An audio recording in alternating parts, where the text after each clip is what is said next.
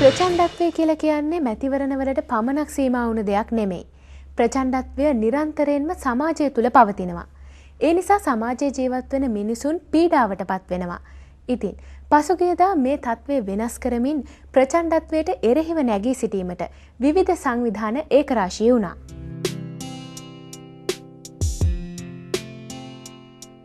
ප්‍රචණ්ඩත්වයට එරෙහිව පුද්ගලිකව නැගී සිටීමට ජනතාවට අනුබල සපයමින් හිංසනය එපා ජීවිතයට ගරු කරමු නමින් ක්‍රියාත්මක වූ වැඩසටහන පසුගියදා කොළඹ පදනම් ආයතනයේදී එළිදුටුවා. මෙහි අරමුණ උනේ මේ වැඩසටහනේ පසුබිම සහ ඉදිරි පරමාර්ථ පිළිබඳ අවධානය යොමු කිරීමයි. අපිට එකමුතුවක් අවශ්‍යයි. අපි එකට එකතු වෙලා අනිත් සියලුම දේවල් පස්සේ කළා අඩුම ගානේ මනුස්සකම වෙනුවෙන් අඩුම ගානේ ආදරය සංවිධායකයන්ට අනුව මෙම ක්‍රියාවලිය ඉදිරි මාස කිහිපය පුරා විවිධ අයුරින් ක්‍රියාවට නැංවීමට නියමිතයි. ඒ තුළින් ප්‍රචණ්ඩත්වයෙන් තොර සාමකාමී සමාජයක් බිහි කිරීම පිළිබඳව මහජනයා තුළ සංවාදයක් ගොඩනැංවීමට ඔවුන් අපේක්ෂා කරනවා. හැම ශේෂ්ත්‍රයේම අපි බලාපොරොත්තු වෙනවා මේකට එකතු කරන්න. හැම ශේෂ්ත්‍රයේම ව්‍යාපාරික ප්‍රජාවේ සිවිල් සමාජයේ අවතන් වූ අයගේ සංවිධාන නොයෙකුත් ශේෂ්ත්‍ර වලින් දැන් අපි කතා කරගෙන යනවා. එක සංවිධානයක් කිව්වේ නැහැ බෑයි කියලා. කවුරුත් බොහොම කැමැත්තෙන් ප්‍රකාශ කරුවා අපි කැමැතියි කියලා සහභාගී වෙන්න.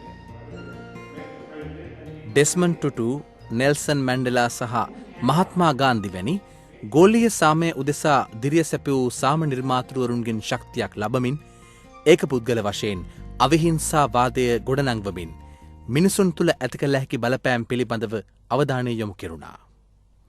මෙවැනි ක්‍රියාවලි ඉදිරියට පවත්වාගෙන යාමේ අභියෝගයන් පිළිබඳවත් සංවාදයට ගැනුණා. අපි දන්නවා දකුණු අප්‍රිකානු සමාජයේ කොහොමද පරිවර්තනය වුණේ කියලා ආපාතය දුකේ ඉඳලා කළු ජාතිකයන් බහුතර යුග දක්වා. ඒක මැන්ඩෙලා සහ FW ක්ලර්ක්ගේ සහ එහෙම නැත්නම් ඩෙස්මන්ඩ් ටුටුගේ ව්‍යාපාරයක් නෙමෙයි ඒක සාමාන්‍ය ජනතාවගේ ව්‍යාපාරයක්. ඒක ජනතා ව්‍යාපාර විශාල ප්‍රමාණයක් තිබෙනවා. මෙවැනි ව්‍යාපාර මිනිසුන් අතර ව්‍යාපාර කරන දෙයක් යනවා ඇරෙන්නද. මෙවැනි පුද්ගල හෝ එහෙම නැත්නම් මෙවැනි සංදාන කොයිතරම්ද සාර්ථක වෙනවා කියන කාරණේ හිතන්න මම සුබපතනවා කිසි ප්‍රශ්නයක් නැහැ. අපි පුළුවන් තරම් වෙහෙස ගන්නවා යම්කිසි ව්‍යාපාරයක් මේ රටේ ගොඩනගන්න. විශේෂයෙන්ම කාන්තාවන්ට, බාලිකාවන්ට, ළමයින්ට, තරුණියන්ට තියෙන හිංසනය ගැන ව්‍යාපාරයක් ගොඩනගන්න, ඒ ගැන මහ ජනමතයක් ඇති කරන්න, ඒවට විරුද්ධව පාරට බහින්න, දෙමළ මුස්ලිම් ජනයාට තියෙන හිංසනයට විරුද්ධව යමක් කරන්න. වෘත්තිකයන්, රාජ්‍ය නොවන සංවිධාන ක්‍රියාකාරීන්, එක්සත් වෙළඳ ක්‍රියාකාරීන් සහ සාම ක්‍රියාකාරිකයන් සමග මේ ක්‍රියාවලියට ශක්තිමත් දායකත්වයක් සපයන්නට ශ්‍රී ලංකා ත්‍රිරෝදරත රියදුරන්ගේ සුබසාධක සංගමයත් එක්වුණා.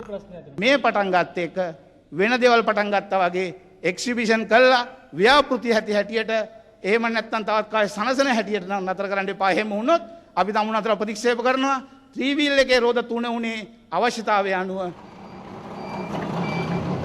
2002 දී ආරම්භ කළ ත්‍රිරෝදරත සංගමයේ සභාපති වන ලලිත් වසර 16ක් පුරාවට ඒ වෘත්තියේ නියැලෙනවා. ත්‍රිරෝදරත ලංකාවේ වීදිවල සුලභ දසුණක්. බස්නාහිර පළාතේ පමණක් ත්‍රිරෝදරත 3,60,000ක් ලියාපදිංචි වී තිබෙනවා. ත්‍රිරෝදරත මහජනතාව තමන්ගේ දෛනික වැඩවලදී නිතරම භාවිත කරනවා. ඒ නිසා මේ ක්‍රියාවලියට ඔවුන් සම්බන්ධ වීම තුළින් ප්‍රබලවම සමාජයට බලපෑමක් එල්ල කළ හැකියි.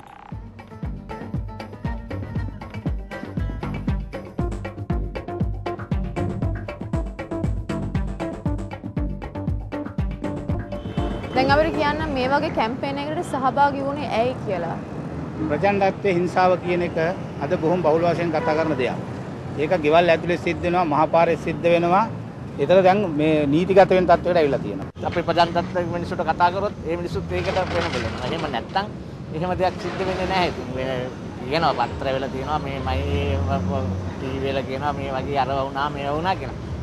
අපිට පේන අපි හැමතැනම යනකොට අපිට ඒක පේන්නේ නැහැ. අපි සෑම වෙලේම පාරක ඕනම දෙයකට ඉදිරියටම යන්නේ ඉස්සරහටම පොලිසිය හමුදාව එන්න කලින් සමහර විට මේ ත්‍රිරෝදර ත්‍රිදුර තමයි ඉදිරියටම යන්නේ එතන. ඕනම දෙයකට. ඉතින් අන්න ඒක හන්ද තමයි මේගොල්ලෝ මැදි වෙන්නේ ත්‍රිවිධ ත්‍රිදුර. අපි ඔක්කොම එකතු වුණොත් ඕනම දෙයක් බැරි දෙයක් නෑ නවත්තන්න. එකමුතුව කියන දේ තියෙන්න ඕනේ ඕනම දෙයක් නවත්තන්න. අපි අතර කුලල කාගත්තොත් නම් කිසිම දෙයක් නවත්තන්න බෑ. ආරම්භ මොහොතේ මේ ඉෂ්ට වෙන්නේ නැහැ. හැබැයි අපි දැකලා තියෙනවා ඕනෑම ජයග්‍රහණයක් ඕනෑම අයිතිවාසිකමක් රටට ලැබිලා තියෙනවා නම් යම් දෙයක් ඒ අඩියෙන් අඩිය ගිය දෙයක් තමයි. නිවැරදි යනවා නම් ආරම්භය කොතනින් හරි කොයිතරම් කුඩාටුණක් කමක් නැහැ. ඒක පවත්වාගෙන යා යුතුයි. එහි සාර්ථකත්වයේ තියෙන්නේ කරගෙන යන වැඩපිළිවෙල තුල මහ ජනතාවගේ උනන්දුව මේ විශ්වාසය දිනාගත්තොත් පමණයි. මේ ව්‍යාපාරය කොතරම් සාර්ථක වේද? සැප්තැම්බර් 21 වෙනිදා ලෝක සාමදිනයට සමගාමීව මේ ව්‍යාපාරයේ සාර්ථක අසාර්ථක භාවය දකින්නට අපට හැකිවනු ඇති. එතෙක් ත්‍රිරෝදරත රියදුරන්ට සහ ත්‍රිරෝදරත ව්‍යාපාරයට සම්බන්ධ පිරිසට අපි සුබ ප්‍රාර්ථනා කරනවා.